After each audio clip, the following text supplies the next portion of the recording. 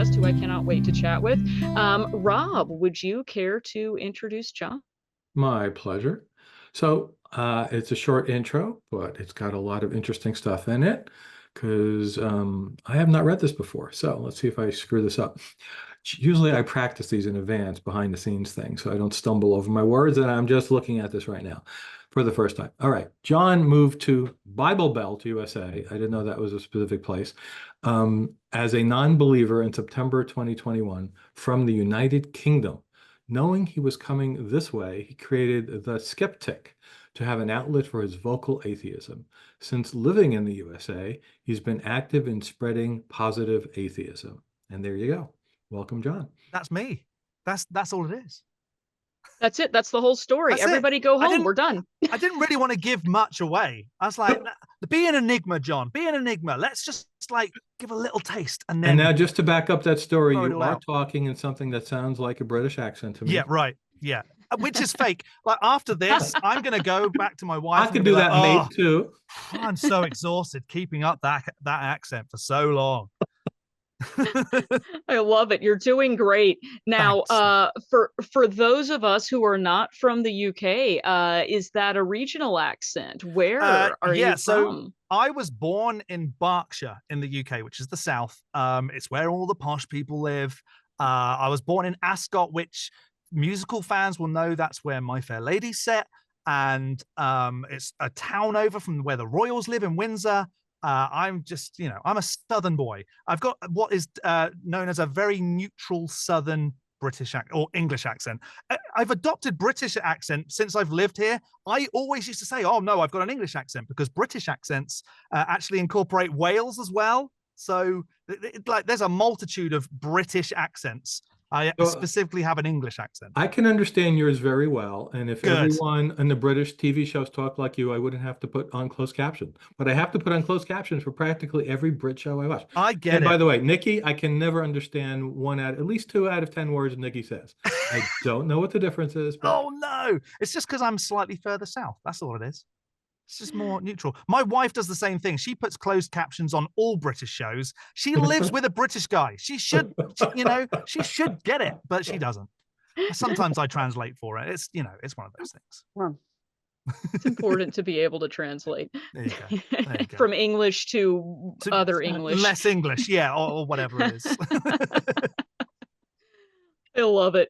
So, yeah, and that was one of the poll questions that we asked people about at the beginning of the show was, have you ever moved someplace new and experienced culture shock? And I'll go ahead and share the results that people gave. Actually, surprisingly, 68% of people said yes, they have.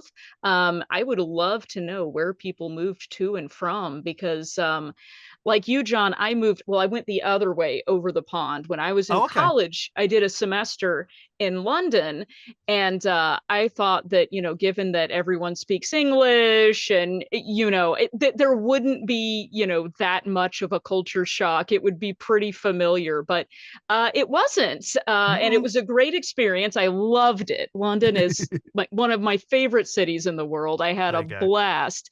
And it was really interesting, though, to realize we do not, in fact, speak the same language. No, I struggle sometimes, even now. Like I've lived in Kentucky for almost 3 years. It'll be 3 years next month. And like I will say something and folks will go, I'm sorry, what did you say? What? Yes. Can you say that the American way? So I'm constantly like adjusting how I say things. Yeah, it is. Speak English, Jon. Speak English. So I'm constantly like, I will say the word and I go, no, that's not right, and instantly change it. So my sentences have become twice as long because I'm saying twice as much because I'm having to translate it all. Yes. Yeah, it took me months to figure out. People at restaurants were asking me if I wanted my food for here or to go, but they were saying some other series of words. Take out, yeah. Do you want to hear or take out? Yeah. Yeah, I'm the same. Like I've had to change so many things. I also, if I go to a drive-through and I ask for a cup of water, I'll say, can I have a cup of water? And they're like, I'm sorry, what? And I'll go, can I get some water? And they go, oh, yeah, we've got it. Water. Water, yeah. It depends on where you are, but yeah, it's water around here. Water. Oh, So you do After, a good American accent. That's a good, like, Midwestern. yeah, well, I'm an actor as well. So I'm a voice actor. I'm an actor. So I do a Ah. lot of shows. I've just last month finished a show about an hour away from here, and I'm the only British person in the cast, but it's set in America. So I'm the only one like putting on an accent. They're all speaking with their regular accents, and I'm speaking with an American twang. Well, Oh, it wow. was never from the right place, but that's fine, you know. That's fascinating. Now, did you have to take lessons for that, or are you like naturally you have an ear for it and can pick up? Yeah, my dad was always doing accents and he never trained. And so I Wow. just like grew up with different accents because he'd start speaking like a different person for no apparent reason. So I would just do the same and I just became like a sponge. And now like I just do it and I get paid to do it. Which is good fun. Some people I Amazing. know are fairly good at. I had a friend who had a Brooklyn accent and moved Mhm. to Dallas, Texas, and within 6 months she was talking like she was born there. Yeah. Then she moved back and she just dropped it, and it's amazing. Yet I know people also who like moved from a different country and moved here. They came here when they were 12 years old, and now they're 90, and they still speak like they can barely get English out. It Right. shocks me. Yeah. It's definitely a skill, and I will never lose my natural accent because I need it for my day-to-day work. But if I need to, I can slip into something else fairly easily. You know those YouTube thing and also TikTok where one person does two roles and they talk to Hmm. each other. You could do that, one with the Come American on, get out accent, one here. with the British accent. Yeah, I probably should start doing so. Actually, do you know what? I occasionally do drop a different accent in my videos. So I think even last week I did a French accent out of nowhere, and people are like, "Whoa, wait, hang on, what's going on?" So occasionally I just drop it in. So since you mentioned the show, tell us about the show. So what is your show about? So every week I just take a video that someone's put online and I take it apart and I point out the silly things that people believe in. And a lot of the time I will attribute what they say their god does to my own created deity, Lisa the rainbow giraffe. Leave be upon her. And just to show, you can take anything that gods do and apply it, just change the word, and it makes as much sense. And I just, I have a great time doing it. I've been doing it now since March of 21. So I knew I was moving in September of 20 or towards the end of 21 to Kentucky. So I started this channel because it's so easy to be atheist. And I have always been outspoken about being a non-believer. I grew up non-believer. I do have some weird things that I did believe in, which we can touch on in a little while. But it was easy for me to be atheist. And my wife, who's also atheist, but has always lived here, was like, you can't really talk about it because people will kick off. So I was like, well, I need an outlet. So I created the SkepTick.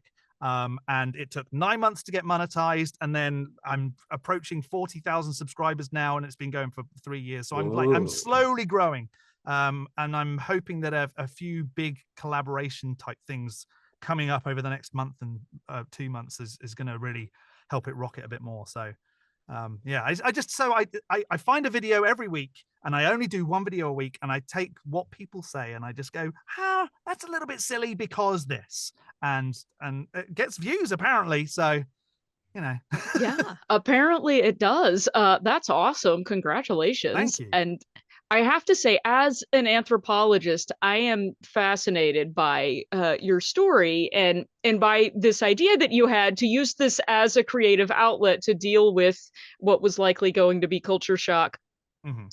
at moving to a new place.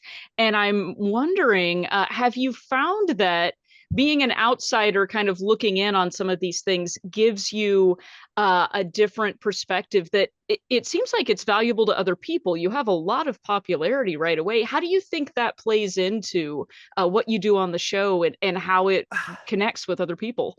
I feel like having my show means that I'm not quite as vocal outside, or at least I wasn't to begin with. I kind of got a little bit comfortable with being, I've got this show that I do, and I talk about not being a believer, and so I slowly started getting a bit braver, being out in the public in Kentucky, and I live in a very small town, and people are now slowly finding out that I'm a non-believer, and it is changing everything.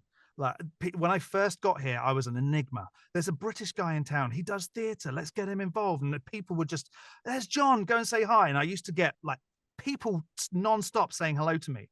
Now that people know I'm a non-believer and I have been fired from a position because of my atheism, it's a massively different story, and it's quite terrifying sometimes.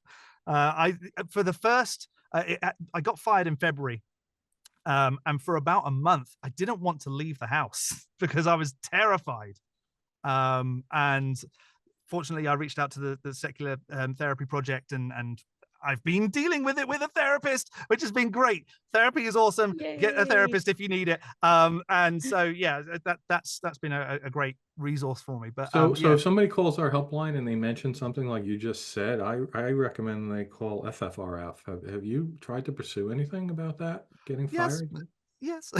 my wife's a lawyer. So I married the right person. Barrister, right? Barrister. Well, no, right, barrister. No, she's she's got a friend who has also he's also an atheist but a lawyer, and has dealt with a case very much like mine. And he said, yes, let's do this. So we are pursuing legal action.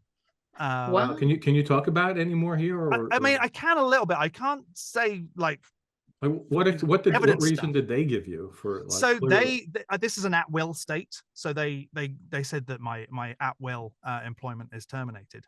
But what they don't know is that they said a lot of things before that, and there's evidence that they said a lot of things before that, so it can all be tied to the real reason.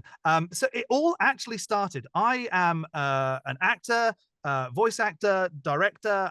So I work in theatre, and I've done theatre since I was 18 years old, street performing and all this stuff. And I moved here, and I said to my wife, I'm going to be getting involved with the theatre.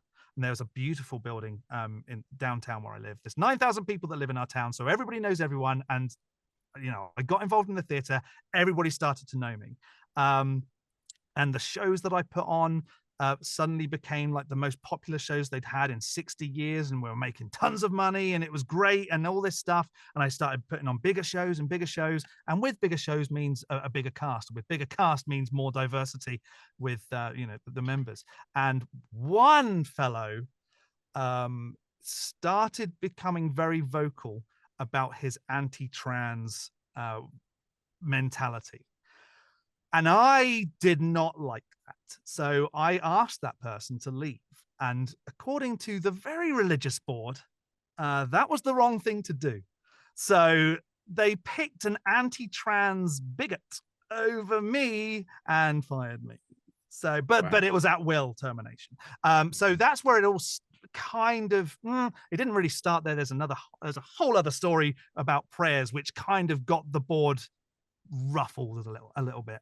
But so yeah, that's like the end point of the story. Fired essentially for my standing up for what's right, and marginalized people. I was being a voice for them because I'm a privileged white male, so I whenever I can, I try and use that voice to say, no, you're wrong. But apparently that was wrong according to the very religious people that live here. Good on you. Were you trying to lead prayers to the giraffe? That's exactly what happened. Yeah. One of the things that they did say was that I was turning the theatre into an atheist conversion camp. Oh, and it's only supposed to be a Christian conversion camp. Yeah, right. Get it right. Yeah, because I was vocal about non-belief, and people knew about my channel and were excited. And actually, me coming to this town, people had heard that I was a non-believer. Like, it's just whispers. Oh, Jon doesn't believe. Okay, this is great. We can go and talk to him. And people were getting involved because they felt safe that they were with someone who was vocal about being a non-believer. So yes, it was becoming a bit atheist heavy, but that's because people had suddenly a safe space to come to and not have religion forced down their throat. We could just put on shows and just, we never spoke about non-belief. It just became this place where there were lots of atheists because they felt like this is a great place for me to be. So yeah, there you go. There you go. Coming in and corrupting the locals. Apparently I see. so. Wow, Yeah, that escalated quickly. yeah. I love that you did that. A lot of people Thank you say for that. being here. Right, right. My wife, like, she was, like, you can't say stuff like this, but actually, she's like, if there weren't people like you doing this, then this would be going backwards more and more. So Yeah, yeah, it was rough. It was rough for a few months, it but is. I will always stand up for those that are being oppressed. Oh, So well, thank you for doing that, and, you may not have realized the consequences that might come to you for it, or maybe you did, but, no, I mean, I that was a didn't think it'd be that sacrifice. bad, but would I do it again? Absolutely. There, without question. If that person Oh, did what they did, they were posting some horrific, horrific ugh, things on their personal social media, which a lot of other folks were following because we were, friends, but also mhm. bigger. So yeah, I saw the stuff. It was brought to my attention that he was posting some stuff that he probably shouldn't have been posting, and yeah, the board Mhm. said, "Oh no, he's not like that. It's fine. You're out." He's not like that, He's not okay. like that. Yeah. Yeah. He didn't really mean it. He Yeah. posted it, but he didn't really mean it. That's exactly what happened. Yeah. So Wow. Oh, that's so frustrating. That makes my eye twitch. Oh, I hate that. And yeah. I love that you showed up and that you took that stand even though you were in a new place, you were out of your element, like you're dealing with not just being the minority voice in the room, but being the person that's coming in that maybe doesn't know all the rules, that doesn't Right. have the cultural context, that is not the person speaking the same language as everyone else. I Right. mean, even though it's English, it's not really the Right. same No, it's English. yeah, you're right. Uh, wow. And, that's kind of interesting too, because we think about when you're moving to a new place, you have to try and adapt to the local culture and figure out how to fit in. But also at the Mhm. same time, you're introducing ideas that are different from what people are used to hearing. And maybe that's not a bad thing either. And I won't ever stop doing that because it's not safe. I've got a child and a half. I've got a stepdaughter, and a son, and we, it's important that they know everything so that they can make their own informed decisions. And I will never stop talking about all of it. It's not just being atheist, but things that other people believe. I will teach them as much as I possibly can so that they can go, well, this one sounds the most sensible to me. This is what I'm going to do. And my 10-year-old stepdaughter is very atheist. She has questions that she searches for answers, and she comes to me and she says, "John, you'll never guess what I've just found." I'll be like, this is so awesome. She hates Noah's Ark. She can't stand that story. And her granny is very religious. And my stepdaughter goes, "No, I'm not doing this." She's 10. She's 10. I Wow. So yeah, love it. it's great. Have you been to the, heavy air quotes, museum about the Ark No, in I your don't want area? to give them my money. Correct answer. But I do And want to see it. so we did a previous episode with Ross Blotcher on here where he went for us so we don't have to, and filmed and did a discussion about the inside of it. So I'll find the link to that and drop in the chat. You can watch his analysis of it so you don't have to spend your money on it. It's wild. Yeah, no, I do think I will go at some point when I'm like, I don't suppose my money's going to do much damage right now, so I'll just sneak in. I really do want to see it, so I think it's worth it, and it's only like an hour and a half from me, so it'd be a shame not to really, you I know. know. So, John, I want to ask you if, because I've heard people who are in a religious area who say something and they're not originally from there, say they're from New York or the Mhm. West Coast. Why don't you go back to, California? Have you go back to England? Get No, out I of this haven't got country? that, thankfully, because I would tell them where to go. I won't stand for it anymore. But no, I haven't had that. But I have had. Oh, he doesn't believe. The whispers when you go Yeah. past. But Yeah. that's it. That's it. Which I can take because I've never believed. So you're just telling me what I already know. Thanks. Yeah, so you moved to part of the Bible Belt, and that's but I do want to point out that you don't have to go to another country to like get a whole different environment around you. Like I grew up in New York City, Right. and I live in probably the most red political wise district Wow. of New Jersey, where every other house has a Trump sign. And like, so I would be afraid to put a sign up for the other party because like I might leave my house Wow. and find it burned down. So it's like, Wow. it's one state over, and it just not all the state is like that. This entire state is no doubt going to go Democrat like it usually does, but Mhm. little specific area I live in is like a different world. Wow. Wow. I mean, I think I don't really know because I'm not allowed to vote. I'm not a citizen here yet, but I'm pretty certain that the area that I'm in is quite heavily Democrat, which I feel like out of the two, Oh, that's interesting. yeah. Yeah. Yeah. So yeah, we went to a small town in 10-minute drive from us Mhm. for my wife sells jewelry that she makes, and this was like an arts and crafts thing.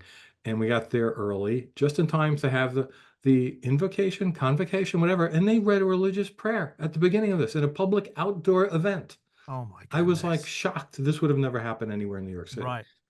Yeah, no, it hasn't been that bad here. They're very liberal with their religion here until they hear something they don't like, and then they double down and no, we're it's all Jesus and it's all God and you're wrong and all this. So Are there um any mosques or Jewish temples or anything like I that around? don't think there are. I did do no, I don't think there is in this town. There are, sorry, 29 churches in the town that I live in. 29 for 9,000 people. Wow. And the town that I'm from in the UK, Newbury in the UK, is a town of, I think it's about 54,000 people. And there are something like 12 churches. Yeah. You know, Wow, that's what a a huge difference. difference. Yeah, yeah. And they're Wow. very unattended as well, underattended, sorry, in the UK, it, Yeah. 10, 15 people in these, and they're giant churches because, it's the UK. Everything's built to last over there and they're hundreds of years old. There was a church that was very close to me. It still had like a thatched roof kind of look, and it was built in the 1100s. Wow. Huge building, 5, 6 people go every week. That's it. We See, took a that's tour. almost a shame. We took a Yeah, yeah. tour in Amsterdam, and there were a lot of older buildings like that, the cathedrals essentially, Mhm, or mhm. churches that I can't tell the difference. I don't remember what's a cathedral, what's not, but they look like cathedrals to me. But almost every single one we went on a tour. Well, that's used as a homeless shelter. That's used to do this. That's used to do that. They're not used for their original purpose anymore. Oh, wow. But that's Yeah, good. Like, let's yeah, turn these like beautiful Yeah. buildings. Let's turn them into yeah, something fun that people yeah, can use them for. yeah. I've seen one pub somewhere.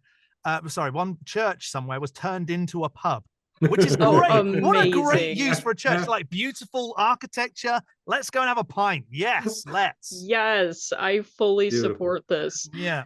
So okay, that kind of brings me back to a question we started talking about in the pre-show, Mhm. in regards to, given that religion is practiced so very differently in different places, what were some of the things, or were there any things that really surprised you about the way people practiced their faith or the kinds of things that they believed when you moved here to the United States? So th- seeing it over here, you don't see things in the UK, and let me explain that. I I teach children theatre, and I was helping a celebrity this weekend do some children's theatre, and one of the kids had on "I run on Jesus and video games." A kid, right?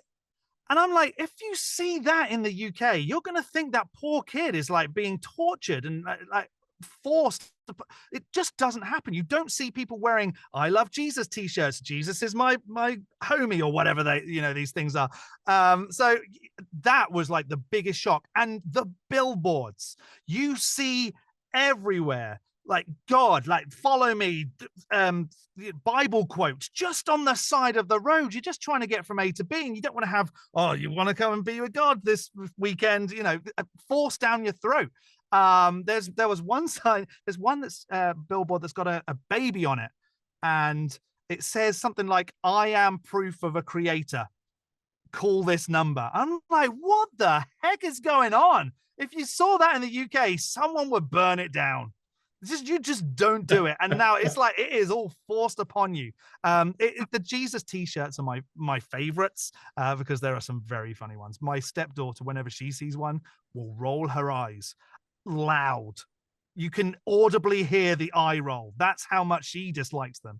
And I they're everywhere. But that one this weekend was a particular favorite. I run on Jesus and video games. I was in North Wow. Carolina back in April or May, and I don't remember what the restaurant was. I think it might have been a Denny's or something like that. And when the receipts came, they had Bible passages on.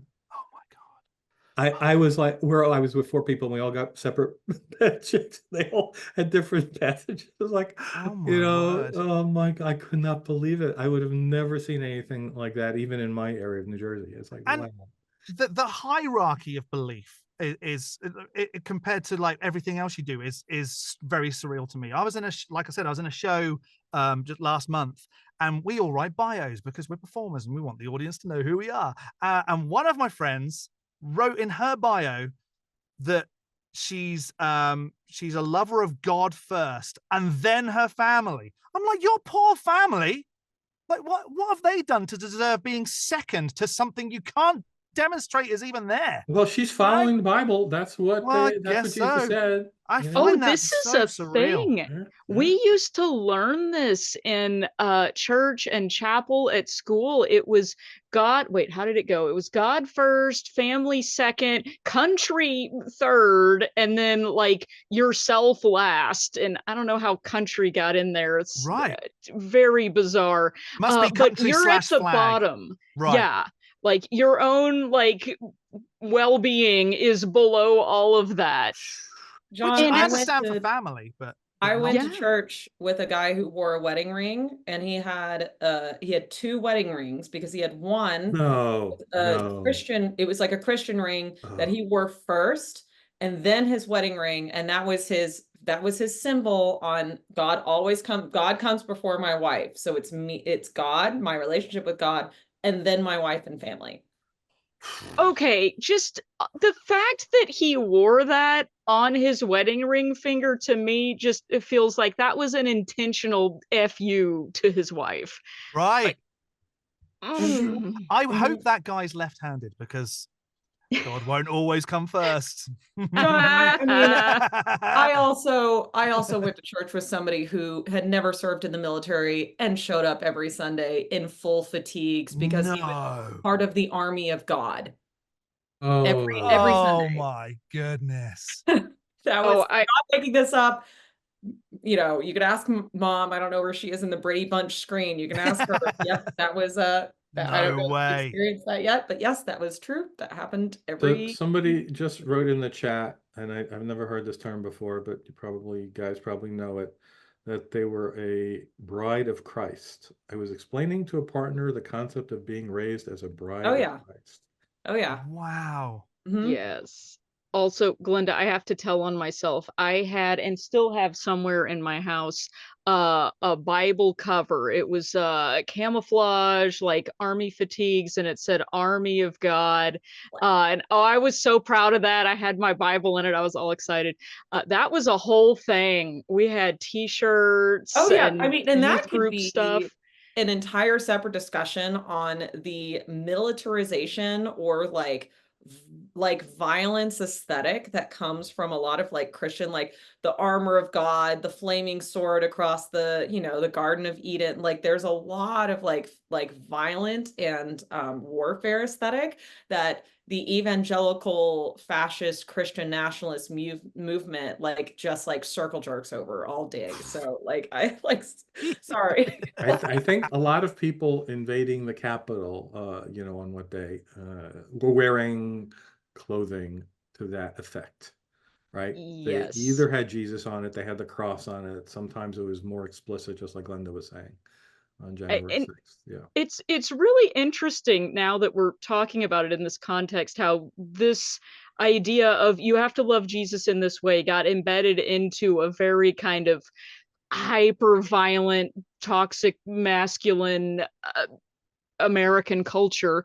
And I imagine that would not be popular in the UK. I'm just guessing, but Jon, people would think that was weird where you're from, right? Absolutely. And even to the point, you will ask someone, "Oh, you don't believe in God, do you?" And they will feel sheepish if they say yes, because over there, belief in deities is the weird part. If you'll almost look down upon if you accept that there's a God or a Jesus or whatever. But then I have to ask you this, Jon. Mhm. I actually finally watched The Crown. Right. I haven't. I don't like the monarchy, and I really didn't know any of them, and now I know reasonably, at least the modern ones, from watching The Crown. But they showed the secret ceremony that imbued Elizabeth, with the power, and it's of God. She Yeah. is ordained to rule over the Yeah. nation by God. It's but although Henry VIII changed all that because he felt like, well, I feel like as the king of the land, I need to be higher than God. So they changed all of that, and the king and the royal family are, especially Church of England, are higher than a god.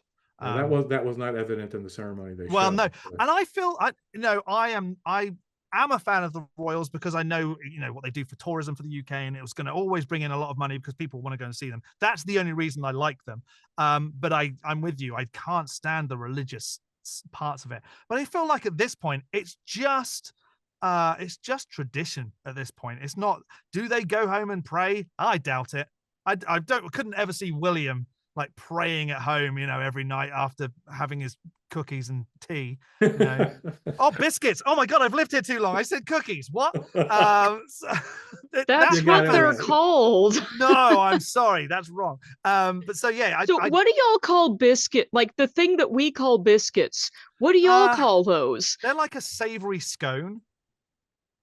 Oh. Yeah. It's not. I don't know about that. Yeah, no. Which again, Jon, as a Southern American who spent a lot of time in England, scones, and biscuits ain't the same. No, they're not. No, but like texture-wise, similar.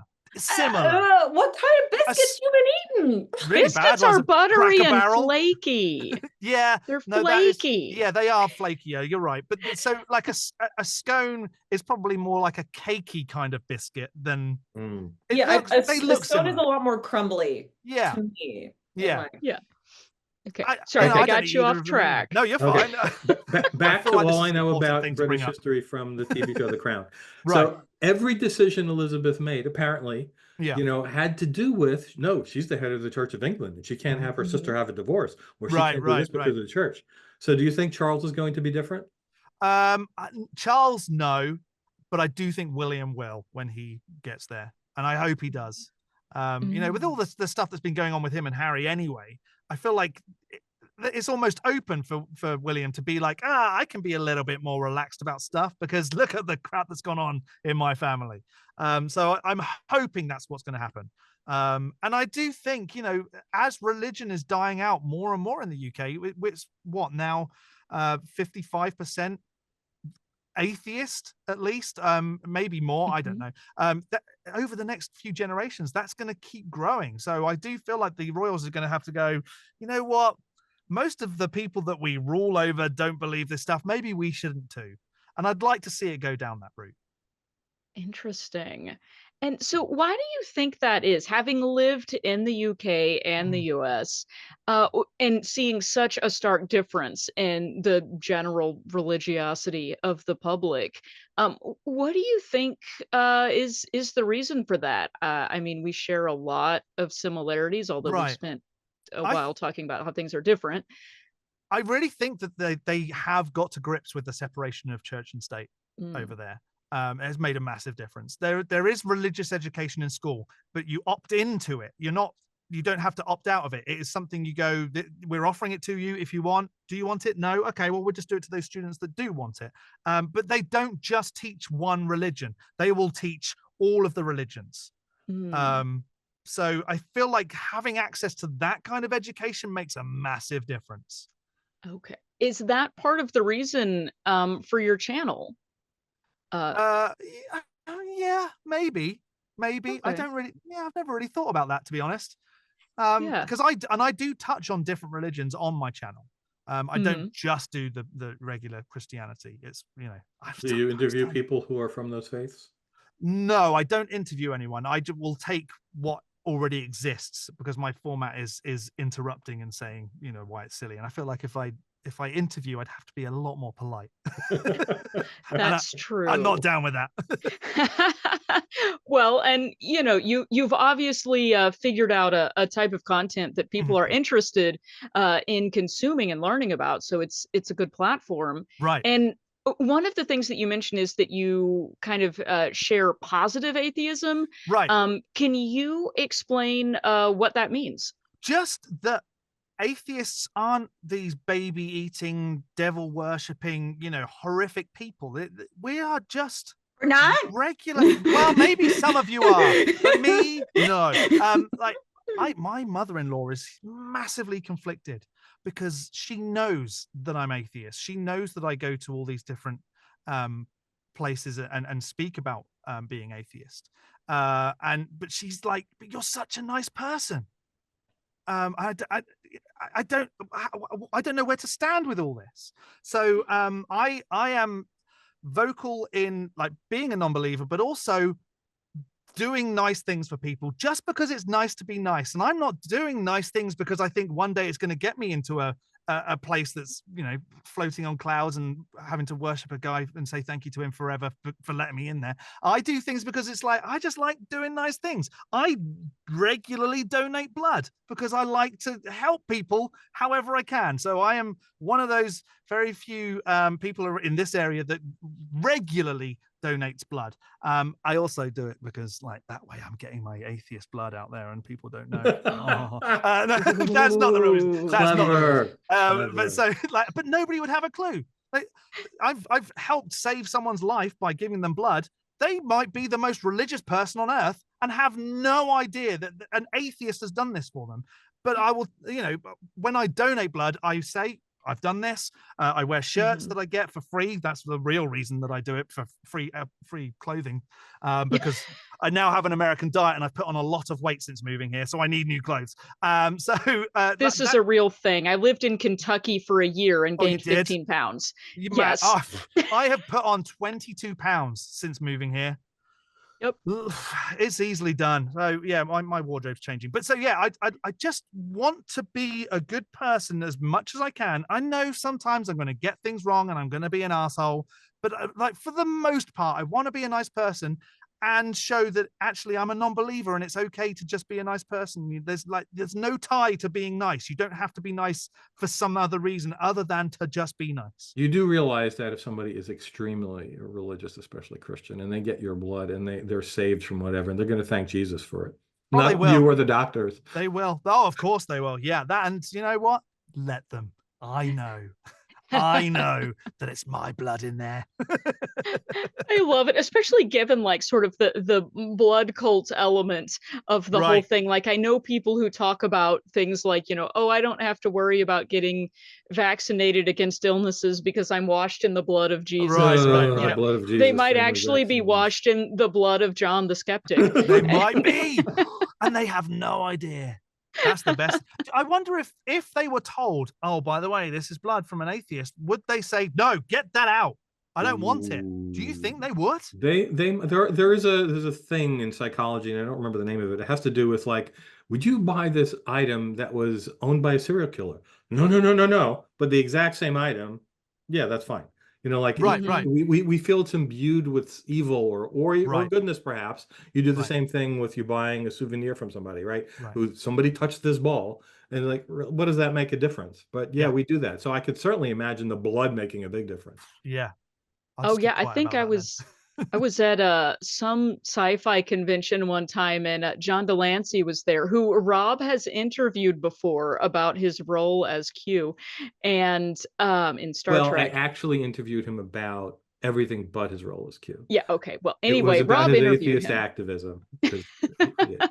Anyway. He snapped me into the Q continuum when I dared break the rules and ask him a Trek question. Ooh, fair enough. I mean, okay, I'll avoid it because, I don't want to be snapped into non-existence, but it He was did it like just as, this, and then I went like that, and it's like, Wow. and then you were Look at gone. Wow, that. it's incredible. That It's was almost crazy. like magic, except it's technology. Oh. But no, it was something like he had to leave the convention because of illness or something. He got sick and had to leave a little bit early.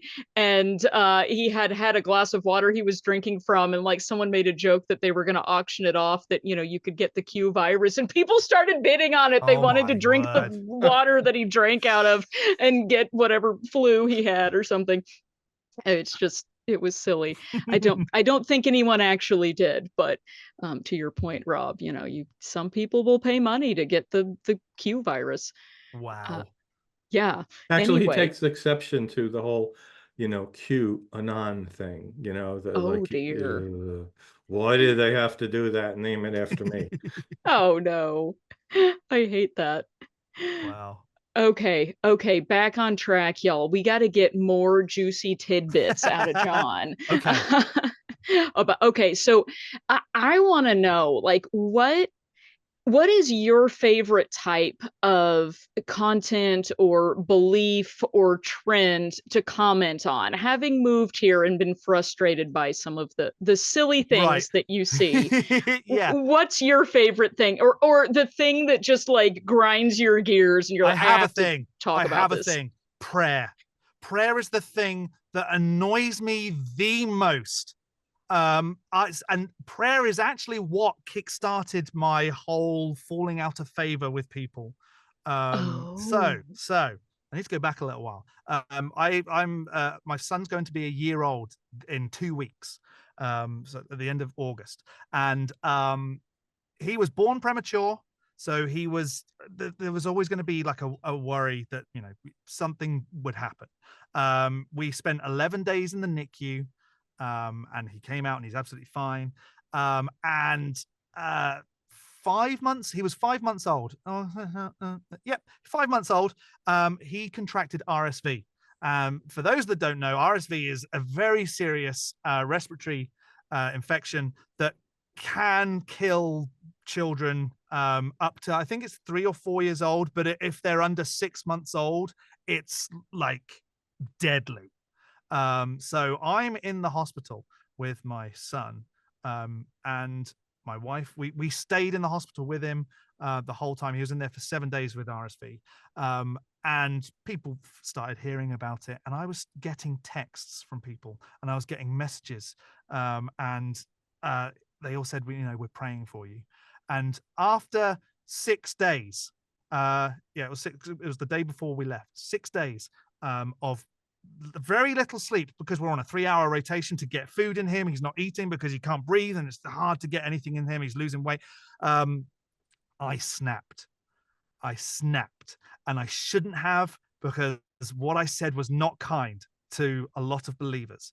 I said, I really appreciate, that you're saying all this, but as a non-believer, I'd appreciate, maybe we're thinking of you, let us know if there's anything we can do, rather than we're praying to you, because I don't believe in prayer, because I don't think there's a God. I'm not convinced there's a God. I'm not convinced of the sky wizard that you believe in. And I started just going off on like a tirade of really insulting the thing that they believe in. And my wife was asleep with Arthur, my son, at the time. And she woke up, and already this post that I put on social media, because what's the quickest way to get to everybody that you know? A social media post, because everybody's going to see it. And she's like, I really wish you hadn't said that, because it kicked off. And the same guy, this is pre him doing it, but the same guy who posted anti-trans stuff was basically trying to tell me how wrong I was for saying, I don't want you to pray for me, and that his sky daddy is the one to believe in, and how I'm going to hell and all this stuff. And so I was not happy. And so I bit back, and it was very public. And so the board of the theater that I was kind of running saw it, and were like, you're meant to be the face of this organization. You can't have an opinion. You can't post this stuff. You can't do that. In the meantime, though, they're posting how much they love Jesus and how much, God's helped them. And all, so they're allowed to do that, but I'm not allowed to say, I don't believe in this. Please don't do this. It offends me. Please do not. I'm not allowed to do that. So the prayer thing is like the one thing now. I still see it. People go prayers and I go, oh, my dog's just going to have an operation. Okay, the prayers, it really winds me up. If a God is all-knowing and all-powerful, it has set everything in motion. It knows what's going on. And you think that you asking it to change its mind is going to happen? Why would you even bother trying? Just say, we're thinking of you. If you need anything, let us know. It just grinds my gears a little bit that people still, in 2024, appeal to a being that's never been demonstrated to exist on your behalf when you don't even want them to. I'm sorry. Have you heard the thing where somebody is like disabled or in a wheelchair or something, and then people Right. come up and put their hands on them and pray on them? Yeah, like it's going to change anything. Yeah, it's ridiculous. So there you go. That's, I love that I hate that this happened to you, and wow, what a bunch of horrible people Right. who lost the thread of the plot, which was a sick child, and somehow turned it into a big grandstanding performance of, who's demonstrating that they love Jesus the most instead of who cares about sick children the most, which, Right. spoiler alert, it apparently wasn't them. Yeah. Wow. But also, like, I love that coming from a perspective of, living someplace where most people are secular, you walked into that and saw that for what it was, as a completely outrageous thing for them to be doing. And you said that. And I hate that that resulted in massive social consequences for you. Right. But these people are harming other people with this rhetoric. Yeah, and it is dangerous because people are relying on something that has been demonstrated to not work, and may in some cases not seek the actual help that they need for certain situations because they're relying on some wizard in the sky that is never going to answer them. People can be harmed by this. So there's a Yes. skeptic who has a podcast named Geological. Do you know George Robb? I don't. All right, No. he's a musician and he Mhm. has a lot of videos out, and I'm going to put a link in the chat for people right now. He's got one called The Least That You Can Do, and it's all about thoughts and prayers, Right. especially when it's coming from political people who are in power and they show up someplace like after a hurricane. Yeah, my thoughts and prayers are with you. Yeah, right. Do you mind giving me like a couple of $100 so I can rebuild my Yeah. house? Maybe, that might help. Let's Right. donate some blood so that we can help those that have been injured, No, I'll just Yes, give you some thoughts and some exactly. prayers. Yeah, and as you know, having moved to the U.S., how much gun violence there is, how many Oh people my get murdered all the goodness. time. That's the other thing, right? They Yeah. don't vote for any better regulations on that. Our thoughts and prayers are with you. Yeah, right. Wow. Yeah, it's a lot. It's that's the one thing that I struggle with is I've come from a place where it is largely, and it's not at the moment, there's a lot of crap going on in the UK, but largely you can walk in the streets and feel safe. But here, I went to Walmart a week ago and I saw a man he had a gun sticking out of his jeans in Walmart. Why do you need a gun in Walmart? There's some very fragile people walking around who feel like they need a gun to protect them. Just have a conversation with people. I mean, thoughts and prayers must not be doing that much if you have to No. go around armed to go grocery shopping. Right. There you go.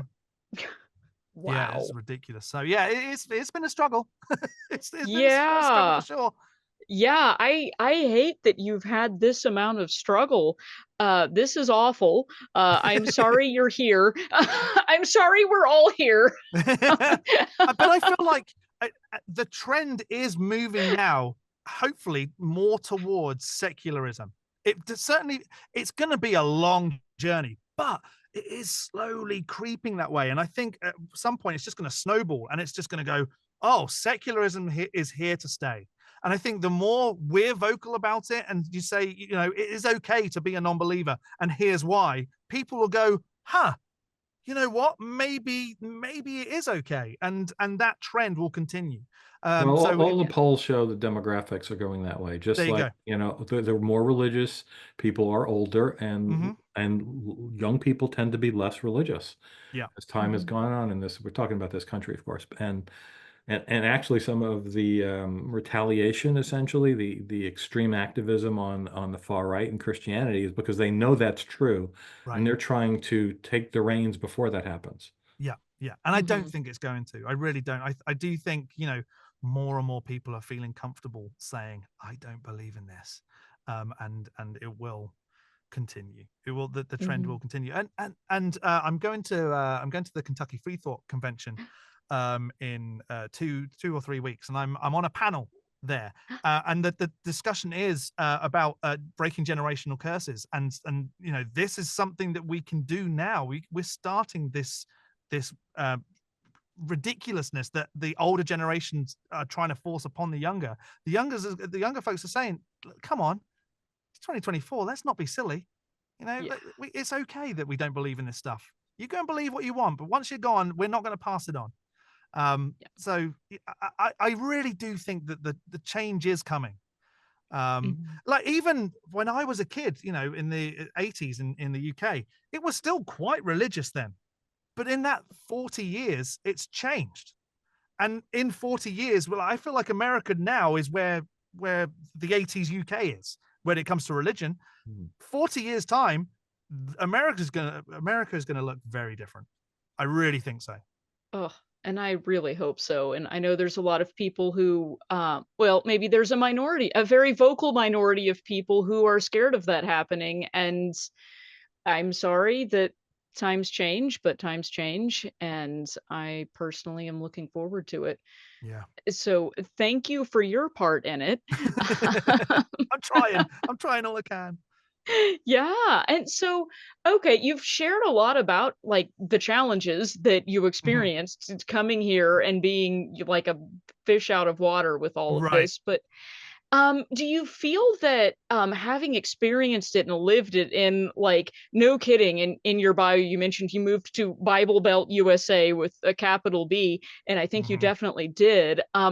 Did that give you any kind of, insight or empathy for, how people in the United States are, or people in the Bible Belt, Yeah. behave? Yeah, especially, yeah, I have a lot of empathy for non-believers because when you're in the UK, you hear about it, but you just don't, you can't like picture it until you're here seeing it for yourself. It Mhm. is intense over on this side of the pond. And yeah, I feel it. It is so difficult to be outspoken about being a non-believer because the ones that the folks that do believe, yes, they're starting to, you know, drop in number, but they are very vocal about it. And Yeah. they all crowd around you. It's at the moment, isn't it, like a quarter of the country, 25% of the country uh, is non-belief, you know, atheist or non-believer. So that's still, if you're one person in a crowd, 3 people are going to crowd around you and tell you that you're wrong, Mhm. and that is terrifying. Whereas in other places in the world, it's the exact opposite. But Mhm. the people who say, you know, non-believers won't say no, you're wrong. I don't feel like that happens as much. I don't think you're right because is how, you know, I deal with it, especially. And I think that change in mentality makes us appear like, you know, we're actually easily approached. You can have just nice conversations with it because, you know, we're over the silliness. We oh, you still believe in Santa? Oh, you silly. You know, that's where we're at. So we don't Mhm. go, no, you're wrong because, come on, this is why I don't believe. Maybe you could see my perspective, and folks will start seeing it and going, oh, you know what, maybe there is something to this. Mhm. So it sounds like it's a lot less adversarial because people view it, I would say in its proper context as these people are walking around with a belief that as we say in academia, I shamelessly stole this from a random visiting professor one time, but he was describing a particular like religious sect somewhere, and someone was asking, well, how do they justify this belief in this sun god or whatever? And he's Right. like, well, it's a belief that transcends an empirical understanding of the data. Of course it does. And it's just like, okay, we're gonna all move on from that. Right, Okay, right, yeah, we yeah, see what that is. yeah, right, yeah. Uh, wow.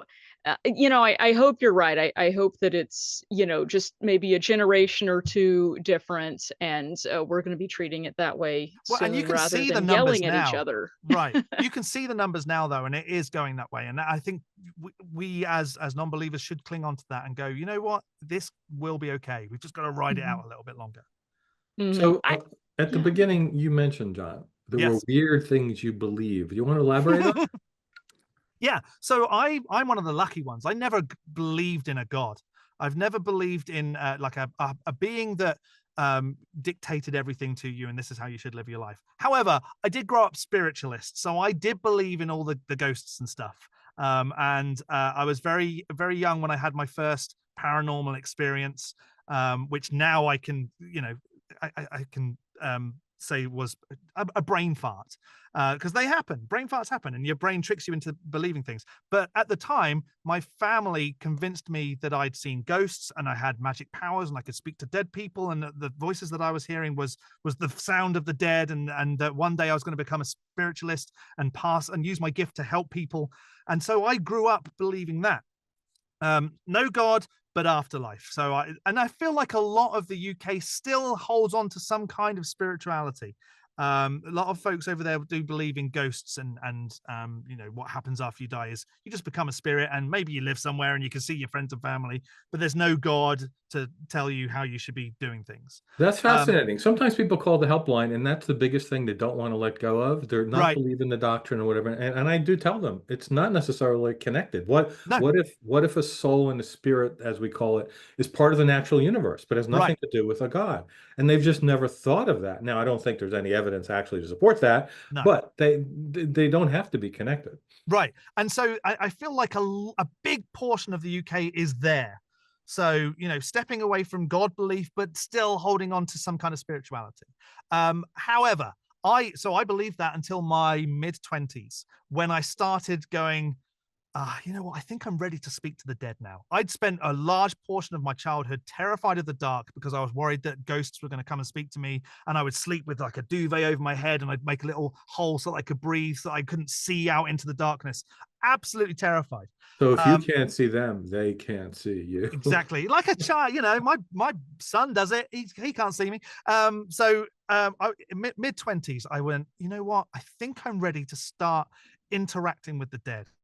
And the worst thing you should do for any belief is research, because the second you do, you start discovering all this ridiculousness.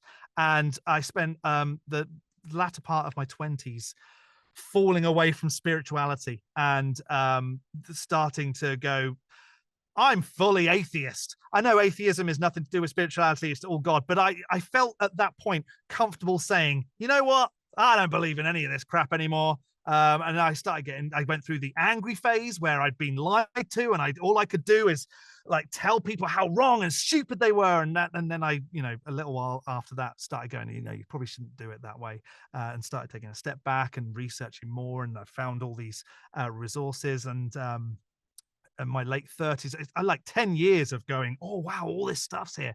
I've found all the ACA stuff, and then I went one day, I'm gonna start my own channel. I feel very like able to speak about this now, and that's but I'm moving to America, I need to get this out. That's the birth of the Skeptic. I love it, and I'm so glad you decided to do that.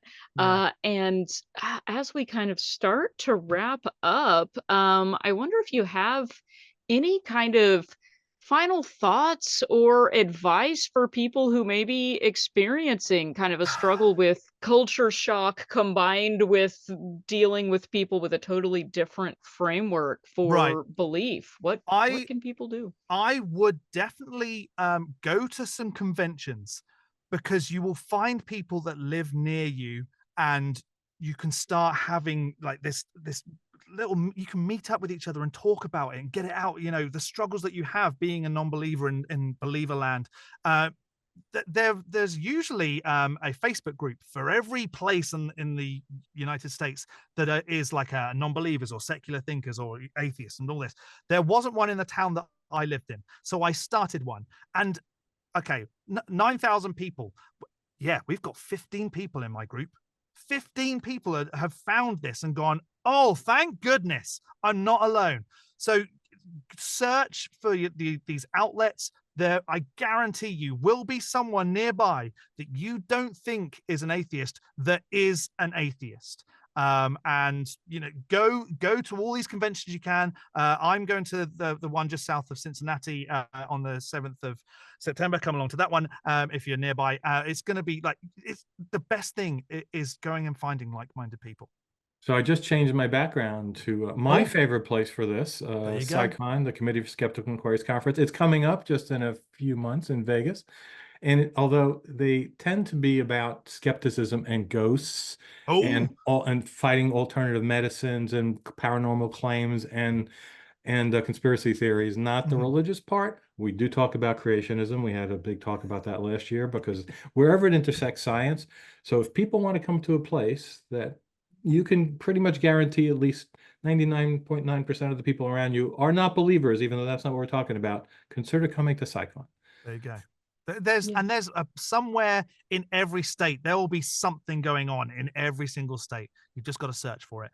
But I do thoroughly recommend going and meeting these people because you will make lifelong friends. So our featured speaker this year is somebody from your neck of the woods. Nuh-uh. Who is it? Brian Cox.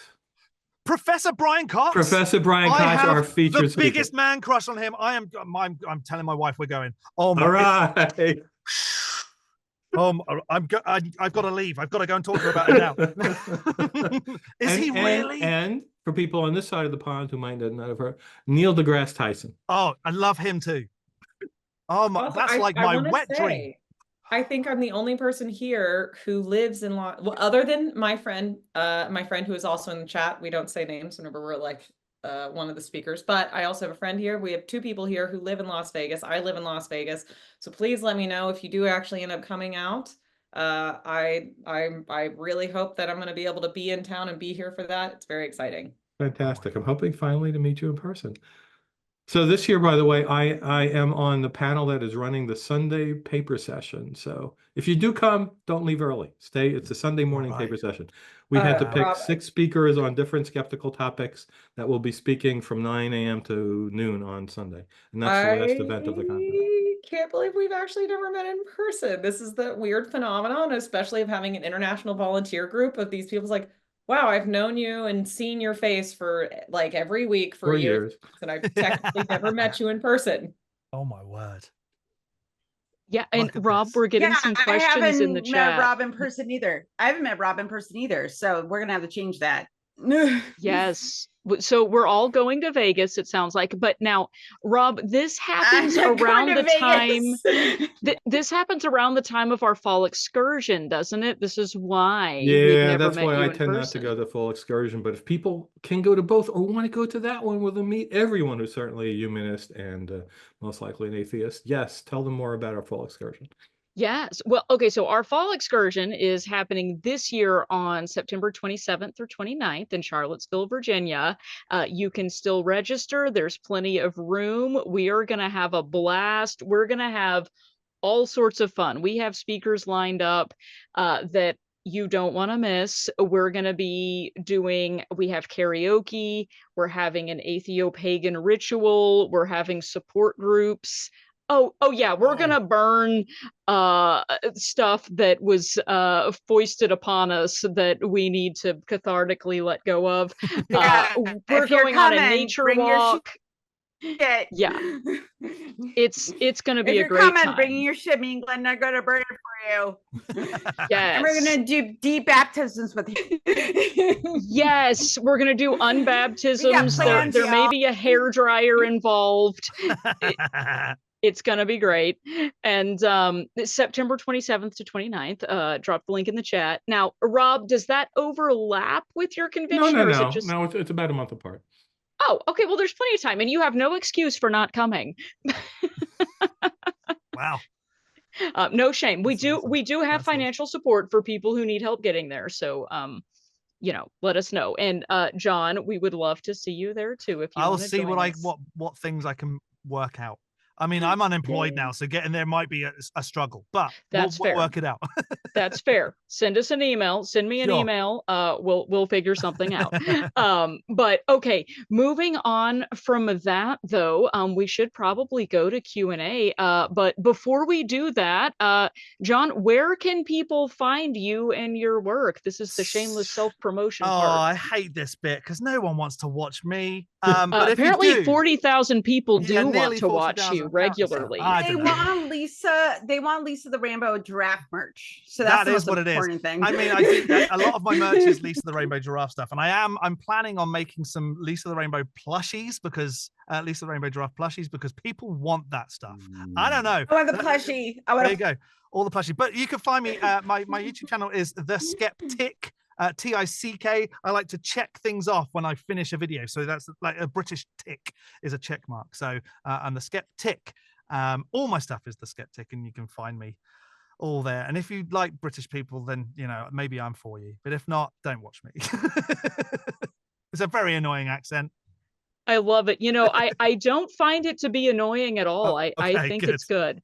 Yes, you can keep doing that. Also, okay, that leads us into our first question for the Q&A session, which is some people are really interested in hearing your French accent that you mentioned earlier on in the show. I mean, I can't even remember what I said. I think I was talking about the Olympics and how all these people are talking about how the Last Supper was what they were referring to, when actually it was the Feast of the Gods. So there you go. that was it. It was something like that. I love it. And I saw that you did have a video on that too, about how everyone lost their mind about that. It was a lot. I mean, and you say to folks, no, this is what they were actually referencing. The committee said, no, this was what it was. And they go, no, don't believe it. Looks like Jesus. Wow. That's it. There's no helping some folks. There's not. I love it. That was an excellent accent, by the way. Thank you. I mean, not I am not French, so I don't know, but it sounded great to me. I once played. I mean, I've said I'm an actor. I once played Lumiere in Beauty and the Beast the musical. So I just go back to that. Yeah, I've done a lot of musicals. Musicals is my thing. I've done a lot, a ton. That's my favorite Disney film. Is it really? Yeah. Yes. I got to do I it. love Be that. our guest. Be our guest. I did all that. That was so much fun. I got to be a candlestick, a life-size candlestick. It was very funny.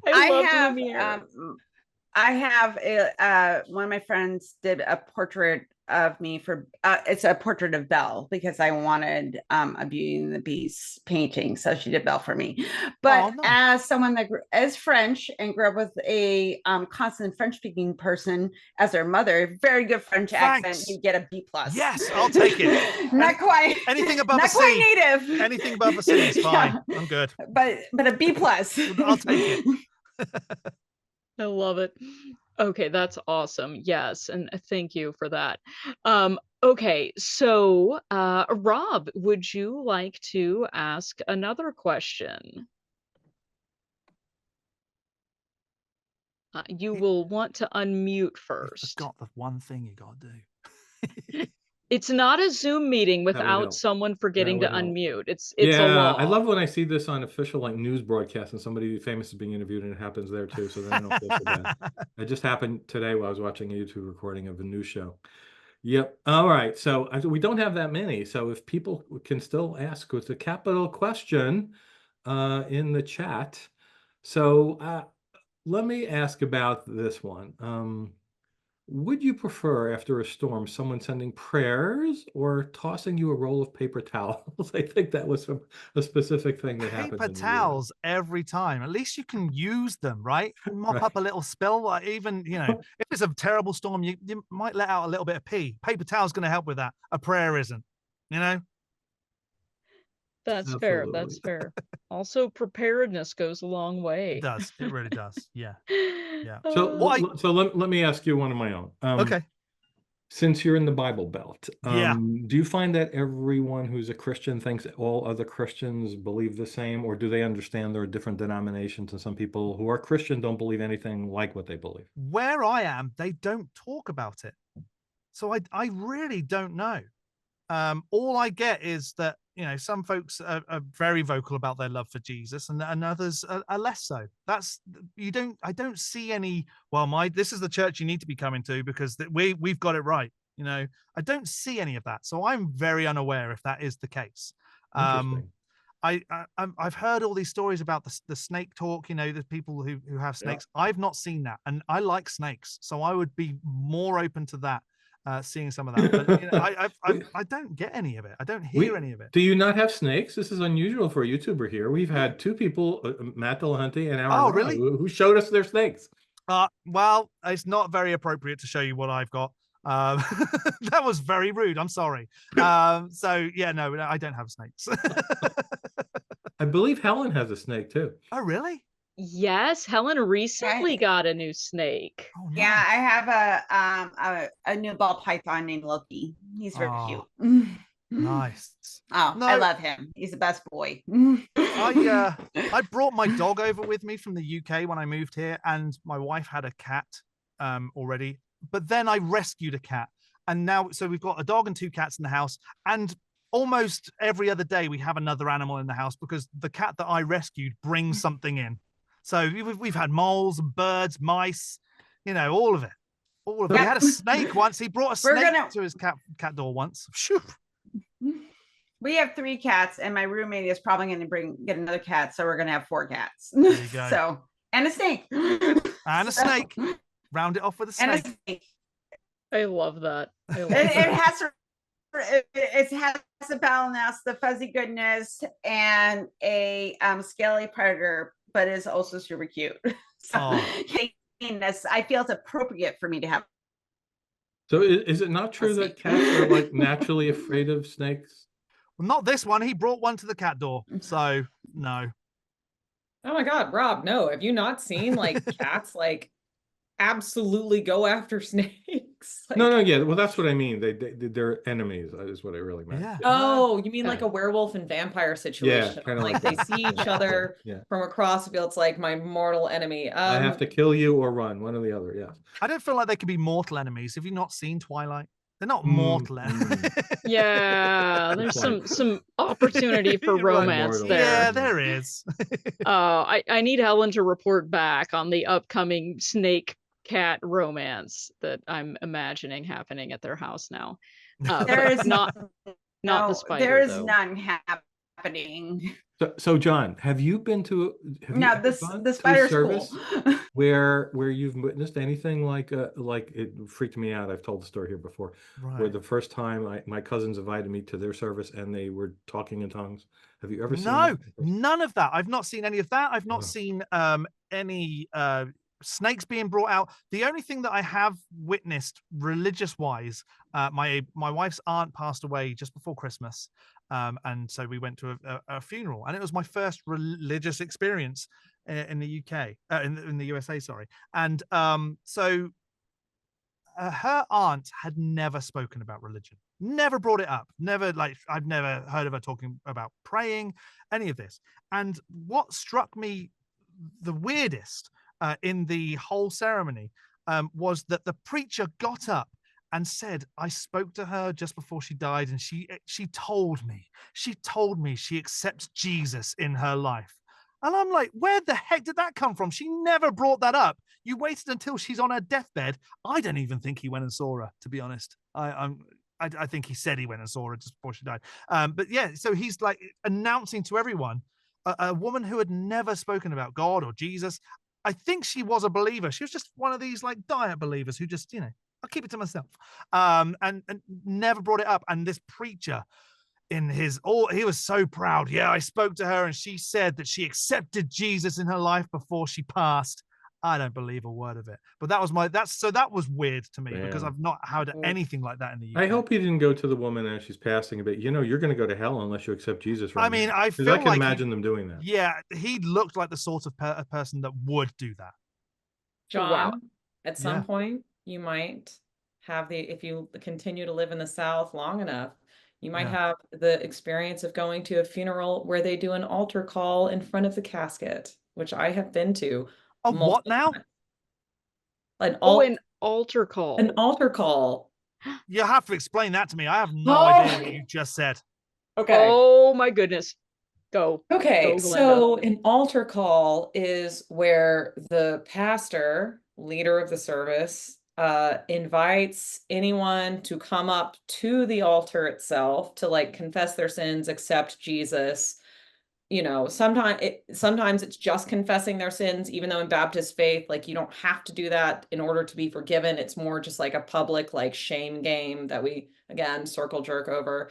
Right. For Catholics, you have to ask the priest to forgive your sins. Anyway, an altar call is where people will come up from the congregation to the front of the church to like kneel at the altar and like ask Jesus or God for forgiveness or whatever it is.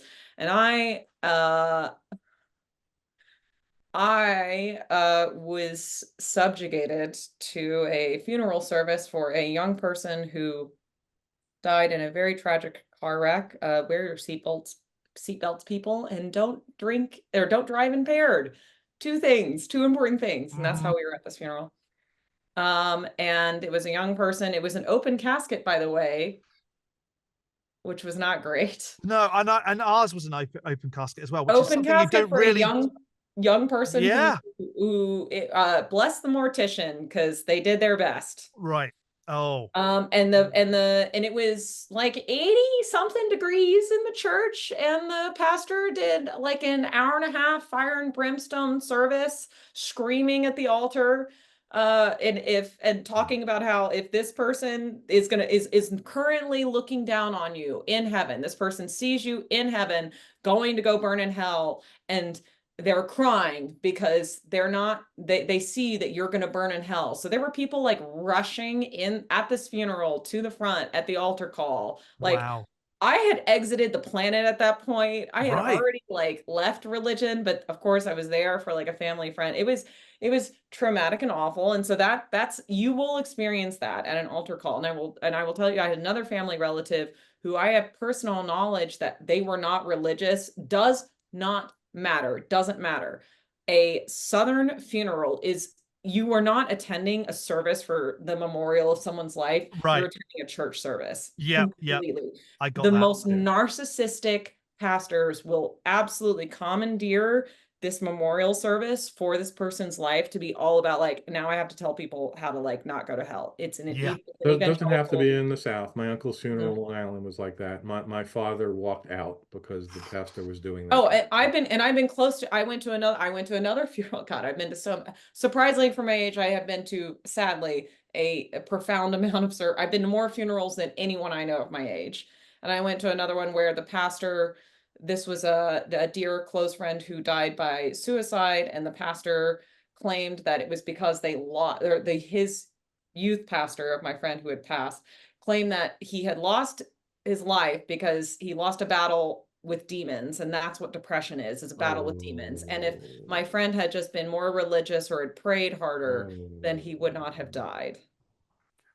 Wow.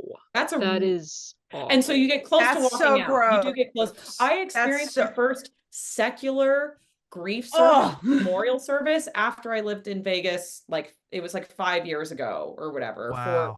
For however so many. And I experienced my first memorial service for a human being that was not religious, and it felt like it actually was focused on the person. Wow. That's awesome. Mhm. Well, not awesome because they're not here, but you know what I mean. No, it was really Yeah. beautiful. It was held at a drag club. It was great. No, it was. Yes. It really was. Yes. It was for my metamor, and it was incredible, and it was very sad, of course, but it actually felt like it was focused on the person. Yeah. But so, John, I mean, I hope you don't ever experience that. But if you're going to continue to live Sounds in like the I'm South, gonna. you're probably you're gonna experience some of the most vile, gross, nasty, and I know you have with you talking about these people. I'm praying for your child, and it's the emotional regulation that you're going to have to enact of sitting in the pews and listening to this is profound. So I'm I holding space for can't everyone wait. here who's been in that position, because it's Mhm. rough. Yeah, that's Wow. Sorry, I've been rambling yikes. enough. I'll shut No, up. no. That No, was, God, that was great to learn about, and you've almost prepared me for it. Thanks. almost. Yeah, yeah, almost. Do you ever have to go to religious services? Do you have, like, family or any reason that you would have No, to attend? no, Okay. none at all. My wife has been an atheist since she went to law school. When she started applying what she was learning to, to religion. Her ex-husband, who is the father of my stepdaughter, is also a non-believer. So that makes my stepdaughter an easier process for her. The only religious people in my family are actually my wife's parents. My parents, not religious. They're very spiritualist still. But because of that, there's no forcing their beliefs onto me, because it's just like, well, when we die, we'll hopefully see you again. Okay, that's fine. Yeah. Okay, You sounds won't, but good. that's fine. But yeah, so I don't go to services or anything. My Sundays are very clear. I Do, love do your that. do your in-laws know about your show? Yes, they do. My Do they put father-in-law, nasty comments in the YouTube yeah, they comments? do. They're my trolls. No, they don't actually. My father-in-law is very diet religious and doesn't talk about it at all. My mother-in-law is definitely very religious, and it has come up a couple of times, but we just don't discuss it. Mhm. Which, that's fine. That works for us. Yeah. I if she came to me and asked me some questions, I would happily answer. Because I feel like I have a lot of answers for things that Hmm. not necessarily saying you're wrong. I would never say that. I would say this is why I don't believe. And this is the evidence that I have to support where I stand, or the lack of evidence, in some cases. So I would be more than happy to do that. But yeah, no, I'm lucky. I don't do the church stuff. I've been to a few churches here because some of the architecture is lovely. But the majority of them are just sheds that have been, got some seats in them, which it doesn't. I've come from a place where churches are grand places and they look beautiful. The architecture is stunning. The windows in them, stained glass, proper stained glass windows, gorgeous. You don't get that here. No. No, you don't.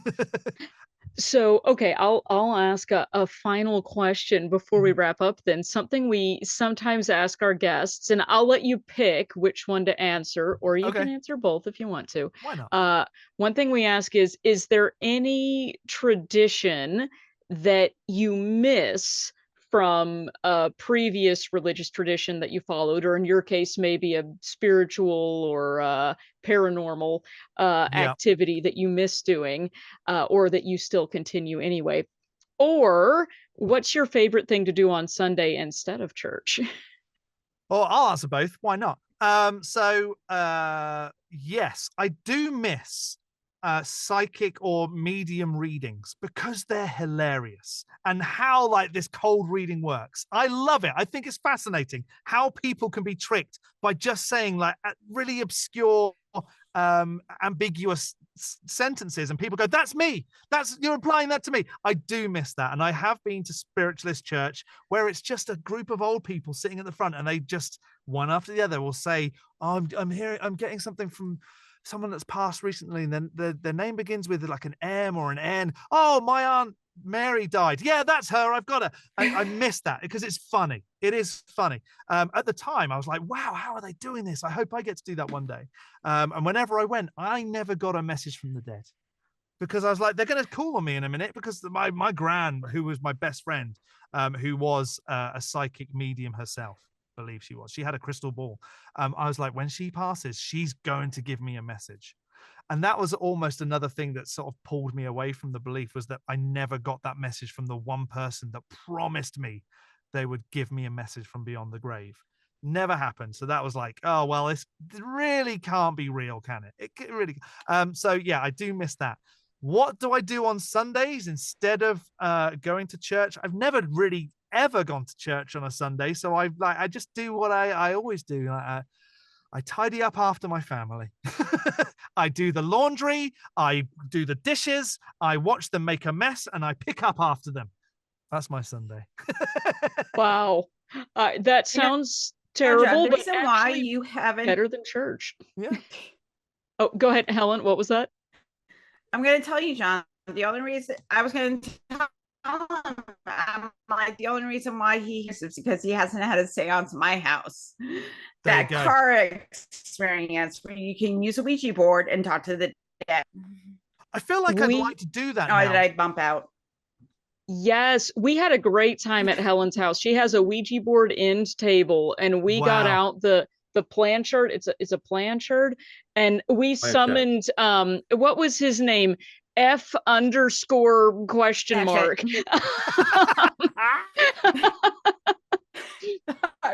how do you pronounce that? Is that yep. Yep. It was a good time. Okay. Well, yeah, no, I would enjoy that, but I can't believe it though. I just we didn't believe it either. no, but I'd have a great time doing it. So if you really miss that stuff, by the way, you can turn on pretty much any American cable station and you can find them all over there, right? Yeah. There's Tyler Henry, there's Matt Fraser, there's the Teresa Caputo, the Hollywood, they're freaking all over the place. Well, though, I don't think I'd appreciate it. I've seen American mediums, and it's a whole different kettle of fish. They are very in your face. Whereas I feel like British mediums, it's very polite. It's a polite time. Oh, I'm getting this message. Oh, they just want you to know that everything's okay. Whereas like I feel the Americans are like, well, I've got this message. If you don't find this money soon, you're gonna rot in hell. Maybe not that extreme, but you know what I mean. It's just very brash. That sounds like us. There you go. It's just brash, and I like the British mediums. I miss those, but I wouldn't do it anymore because I'd just sit there giggling the whole time, and I don't feel like that would really help a lot of people.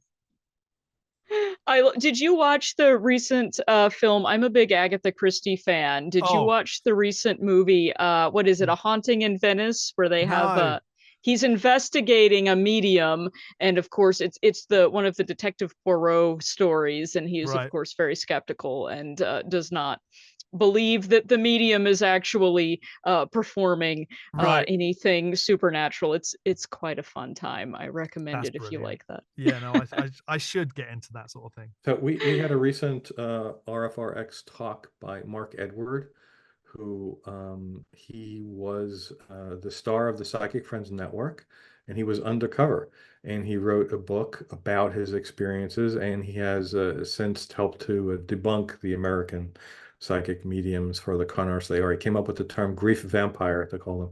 Grief and vampire, so that's out there. Let's see, Helen, can you put the link for Mark Edwards' talk in the chat? Because I do want to say he's the first person I know of that did a talk for us who died. He died last week. What? After I didn't know that. He had a long illness. He was battling cancer for a decade or something like that, and finally something very quick happened that screwed up his kidneys. But anyway, he was a giant in the skeptical movement, and I was really glad that the very last interview he gave was the one he did for us. I had no idea. The con that is psychic mediumship.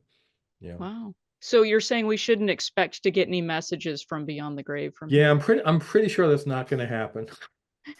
I'm glad to hear that. I hope this isn't my last interview. No, Rob, don't you put that juju on anyone. We got 200 episodes, and well, about half of them are David Teachout, but all the rest of them, no one has died. It's just one. So yeah, just the one, John. The odds are good. The odds are good, John. It won't be you. It's okay. You've been altar called. Oh yeah, I've got to witness that first. Yeah, exactly. Tell you what, if you manage to get yourself to the excursion, maybe we'll do some sort of. We do the young baptisms. Maybe we'll find a way to do like a non-altar, like it'll be an obstacle course. I don't know. Yes. Okay, Glinda, you've inspired we'll me. Make it happen. Did y'all ever have that program? This is a very like United States evangelical thing, but at summer camps at my Baptist / non-denominational Bible church, we had this thing, I can't remember what they called it, but everyone did dress up in army fatigues and camouflage because that's what we do.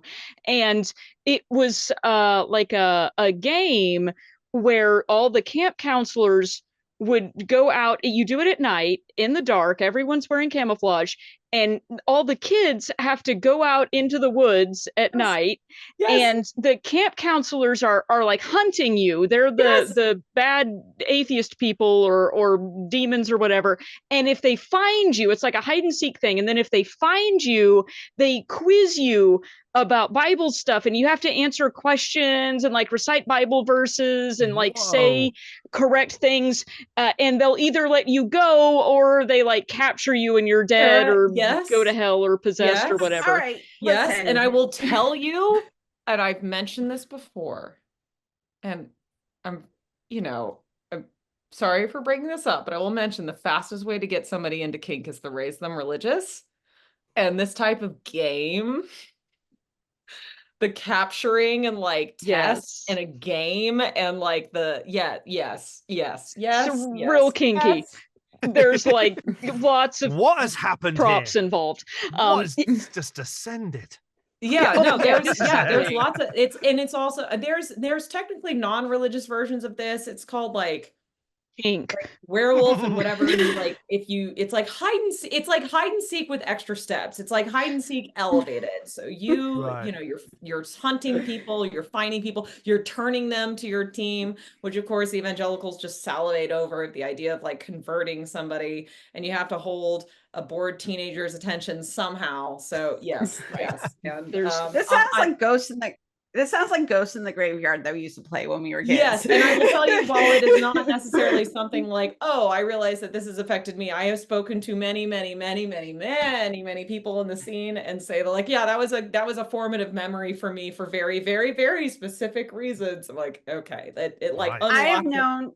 I have known people in the kink scene that have done active fantasies where they're having sex with the devil.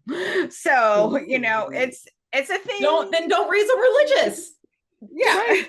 And they were religious and and this is how it manifests. So this is, if you don't want people to get into kink, don't raise them religious. There's a public service announcement from a kink participator. That's funny. Okay, so yeah, with that in mind, we're not going to be like capturing and hunting anyone at the excursion, but maybe we'll have a good time. There may be a hairdryer involved. You can get unbaptized and maybe we'll figure out a way to like do a fun, like opposite of an altar call game. And so you should join us there. All right. Moving on from that, took a dark turn, which doesn't it always? Okay. Any last thoughts before we wrap up and go to the hangouts, or should I share the poll results? Oh, poll results. Do the poll results. Come on, let's do poll results. Okay, so we already talked about the first poll question: have you ever moved someplace new and experienced culture shock? And 68% of people who were attending here tonight said yes, they have. So glad we got to talk a little bit about that, and I hope people got some good perspective and ideas, and were able to just kind of commiserate with us on that. The second question we asked was, do you think it would be easier to be an atheist in Europe, the United States, or someplace else? And people overwhelmingly selected Europe in this poll. 81% of people said Europe, and this is actually, I think, one of the first times that we got a 0% answer on a very short set of answer choices here. But no one selected the US for this question. A few people picked someplace else, or I don't know, but Europe was the overwhelming answer on this. Wow, I'm kind of interested in that response, but I can't say I disagree, especially not based on what you told us. So yikes. We're working on it. The only thing I'd have to say there is I get that comment a lot. Europe is very diverse, right? If you go to Poland or Italy, it's not the same as the UK. No, that's true. France is very secular. The northern European countries, Scandinavian countries tend to be very non-religious. That's true. And of course, the United States is very diverse as well. Depending on where you live, it may be very easy to be secular or not. So yeah, absolutely. A little asterisk there, but interesting results. Okay, and then the final question was, if you could have been born on any continent, which one would you choose? Again, Europe was chosen the most. 37% of people picked Europe. Let's see, the next runner-up was Oceania, or Australia, New Zealand, Pacific Islands. Oh, nope, sorry, North America was behind Europe, followed closely by that. And then we had a few people each for the others, including a couple of votes for Pangea. And time travel involved. That's where I would have What's going been. on? that was our time travel question. Yeah, absolutely. I love it. Okay, that was fun. Thanks everyone for participating in the poll. And thank you, Jon, for sharing your experiences with us. This was so much fun. Thanks I for love having me. Yeah, I just love talking about myself. So I mean, and that's what we asked you here for. So everyone wins. No, this was really fascinating. And Like, who I likes to love your talk about accent. themselves? Right. Now one. I was like, who likes to talk about themselves? I'm like, Jon does. Yes, and it was great. So everyone be sure and check out Jon's channel. We dropped the link in the chat.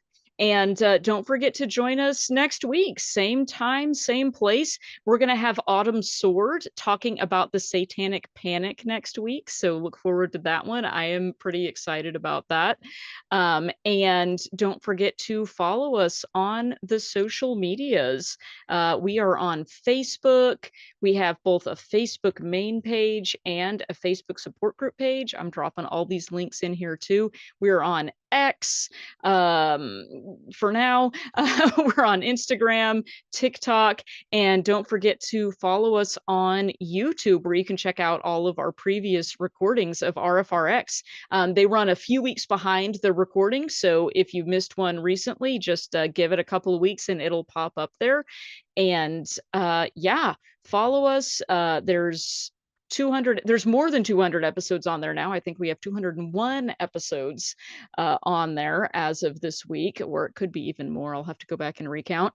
But you can find them. We mentioned a few of them. Don't forget to check out the one about the Ark Encounter, which is near and dear. Well, it's near to Jon. It's probably not dear.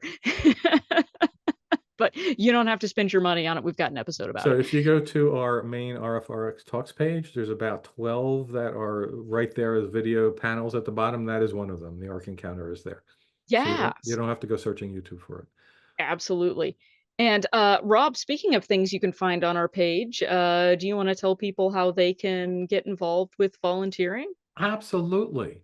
So yes, the volunteers here have learned that healing can also come from helping other people. Our volunteers find meaning and purpose by volunteering right here and helping other people cope. All of the services that you heard about before are supported by volunteers, and so we're always in need of volunteers. So if you have the time and the inclination, please volunteer. You can go to our main page and hit the volunteer tab. And you can either be out front and, the face of our group, or so to speak, even on the phone.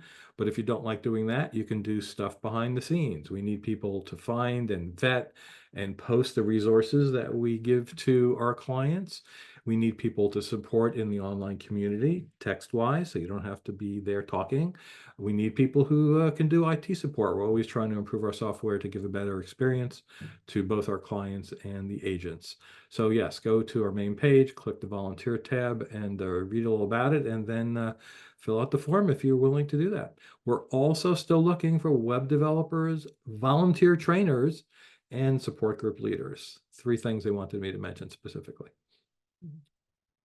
Yes, thank you for mentioning that. Yeah, we are always looking for new folks to help us out and be a part Ooh, of the I group. forgot. Let me add this one. We started doing shorts, right? Which we're Yes. posting short videos, and we need people who know how to do video editing. That would be Yeah. a great skill to bring, as a volunteer. Absolutely. Even people to help us pick out the shorts Yep. from the massive amount of videos that we have, more than 200 videos. And now that we're doing shorts, we got to have people help us pick out segments to make shorts out of. So yeah, there's lots of So things you please can do. join so that Kara, I, and Helen don't have to do all that work. Please do. We don't have time for all this. We love it. We do. We're going to keep doing it, but help us out, get involved. It's fun. And you're 22% cooler if you work on a team with At Helen. least. So, there's that. Okay. All right. Let's wrap it up and bring on Daryl. Dr. Ray, do you have any closing thoughts for us this evening? Oh, I don't know how I'd follow that, John. That was really fun. It was just good to get to know you and to hear your culture shock. I've been to England many times, but never been there long enough to experience the culture shock. Although it was kind of interesting when I used the word fanny pack with my client and didn't realize what a fanny was to the I'm really Brits. It's not interested, this- Dr. Ray. How would that come up in a conversation? Well, my wife and I were going to go the next day doing some touring, and she said, "Well, I want to be sure and get everything I need in my fanny pack." And our host looked at us like, "What the fuck did you just say?" And it was at a dinner table. We were all sitting around eating.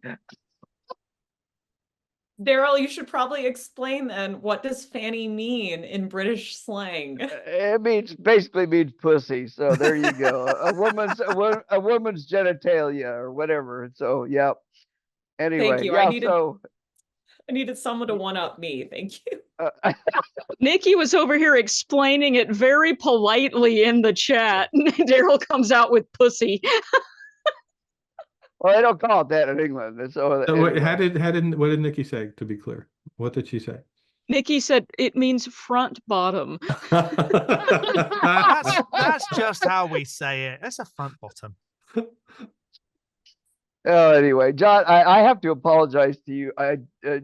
These folks I try to control them. They always go to kink. They always go to sex, and I can't possibly understand it. But they never. Gentlemen on the streets, freak between the sheets. There you go. Yeah. Well, anyway, one thing, Linda, we might do is we might take, if somebody like John would show up to the excursion, we could always take him on a snipe hunt. I'm an expert on. Don't even start. No, we can't. Don't you know you can catch so many? I will show you how many snipes to catch. Listen, I will go snipe hunting if you bring me a can of tartan paint. What? I am so lost right now. What is a snipe? Oh my. Okay. Oh, okay. Don't say No, we're not anything. No, Kara, I will take you snipe hunting at the excursion. Yep. Don't worry about it. Don't I'm worry. going to be Googling that before the excursion. No, you can't. You cannot Google snipe hunt. If you I am physically capable of Googling. John, I moved to Nashville, Tennessee. Google snipe hunt.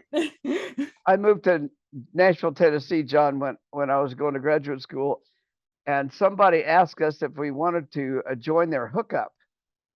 And my wife and I looked at each other and said, "No, I'm not sure we want to do that." Turns out hookup in the South is just a carpool. Oh, okay. Yeah, no, I did what you did. Yeah, so you've heard that. Anyway, I thought the first thing you experience is the language difference, and even between states you can have weird stuff. Well, anyway,